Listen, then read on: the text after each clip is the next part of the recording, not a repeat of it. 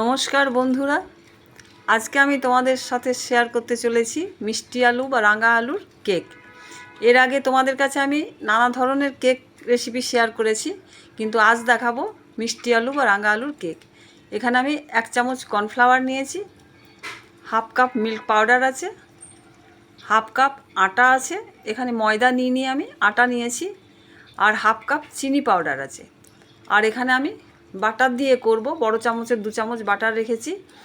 আর এখানে রেখেছি baking soda, baking powder. Baking powder দেবো হাফ চামচ, তার হাফ দেবো আমি বেকিং সোডা।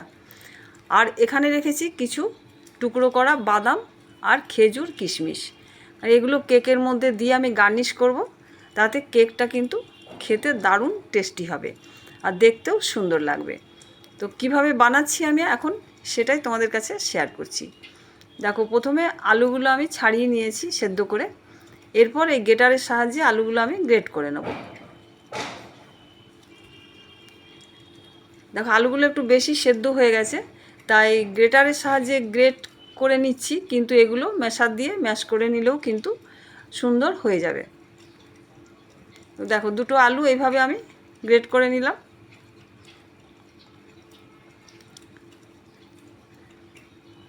এরপর এই আলু সেদ্ধটা একটা বড় বোলের মধ্যে নিয়ে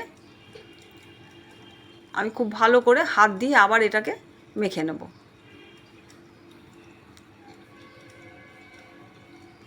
দেখো, এইভাবে হাত দিয়ে খুব ভালো করে এটাকে মেখে নেব। খুব মসৃণভাবে মেখে নিতে হবে, কারণ যাতে ভেতরে আলুর দানাগুলো না থাকে। দেখেছো কত মসৃণভাবে কিন্তু আমি মেখে নিয়েছি, ভেতরে একটুও কিন্তু বড় বড় আলুর দানা নেই। এরপর এই চালনির ওপরে দিয়ে আমি বাকি যে শুকনো উপকরণগুলো আছে, এটা আটা দিয়ে দিলাম, চিনি পাউডারটা দিয়ে দিলাম, মিল্ক পাউডারটা দিয়ে দিলাম, এখানে 1 চামচ কর্নফ্লাওয়ার রেখেছিলাম সেটাও দিয়ে দিলাম, আর এখানে হাফ চামচ বেকিং পাউডার দিয়ে দিলাম, বেকিং পাউডার হাফ চামচ দিলাম, আর তার থেকেও হাফ দিলাম আমি বেকিং সোডা, কারণ সবসময় বেকিং সোডাটা একটু কম দরকার হয়। তারপর এই শুকনো উপকরণগুলো একসঙ্গে খুব ভালো করে চেলে নেব, যাতে একসঙ্গে সবগুলো মিশে যেতে পারে। দেখো, এইভাবেই চেলে নিলে কিন্তু কেকটা খুব দারুণ তৈরি হয়। এরপর নিচে যে আলু সেদ্ধটা আছে তার সঙ্গে এই শুকনো জিনিসগুলো আমি চেলে নিলাম। এরপর বাটারটা আমি মেল্ট করে নেব।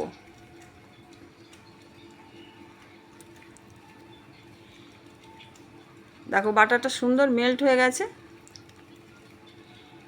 এরপর ওই যে শুকনো উপকরণগুলো চেলে রাখলাম, সেই উপকরণগুলো এই বাটার মধ্যে দিয়ে, একবারে দেব না, এটা বারে বারে দিয়ে আমি খুব ভালো করে মিশিয়ে নেব।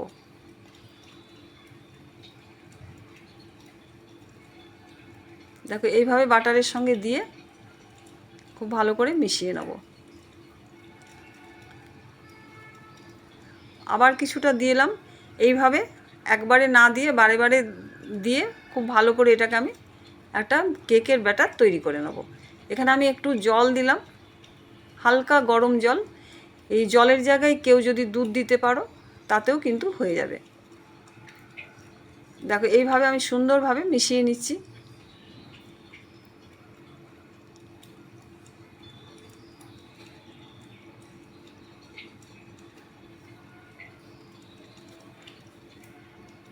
দেখো, কেকের ব্যাটারটা কিন্তু খুব সুন্দর তৈরি হয়ে গেছে, দেখতেই পাচ্ছ।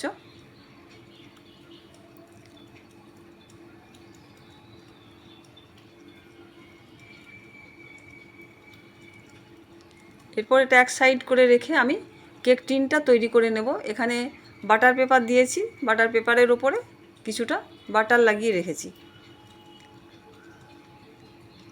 এরপর আমি কেক টিনের মধ্যে যে কেক ব্যাটারটা তৈরি করলাম সেটা কেক টিনের মধ্যে দিয়ে 2 বার ট্যাপ করে নেব।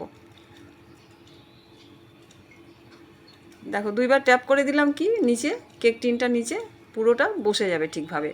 এদিকে আমি কুকারটা কিন্তু প্রিহিট করতে দিয়েছিলাম, 10 মিনিট আমি প্রিহিট করতে দিয়েছি। ওপরের এই যে সিটিটার মাথাটা কিন্তু খুলে নিতে হবে। এরপর দেখো, কুকারের ভেতরটা সুন্দর গরম হয়ে গেছে। খুব সাবধান করে আমি কেক টিনটা ভেতরে বসিয়ে দিলাম, তারপর কুকারটা বন্ধ করে দিলাম। একটা কেক তৈরি করতে 40 থেকে 45 মিনিট সময় লাগে। দেখো আমি 15 মিনিট পর কুকারের ঢাকনাটা খুলে যে বাদাম আর কিশমিশের টুকরোগুলো ছিল সেগুলো দিয়ে গার্নিশ করে দিলাম। এগুলো প্রথমেই দিইনি কেন, প্রথমে দিলে কিন্তু কেকের ভেতরে এগুলো চলে যায়, তাই আমি একটু পরে 15 মিনিট পর এটাকে গার্নিশ করে দিলাম।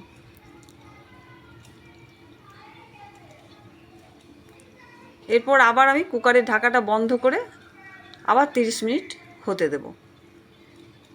দেখো আমি 30 মিনিট পর কুকারটা খুলে দেখি কী অবস্থায় আছে। দেখো দেখো 30 মিনিট পর আবার খুলে দেখাই যে কিভাবে কেকটা তৈরি হয়েছে। দেখে মনে হচ্ছে সুন্দর কেক তৈরি হয়ে গেছে, কিন্তু একবার চেক করে নিতে হবে।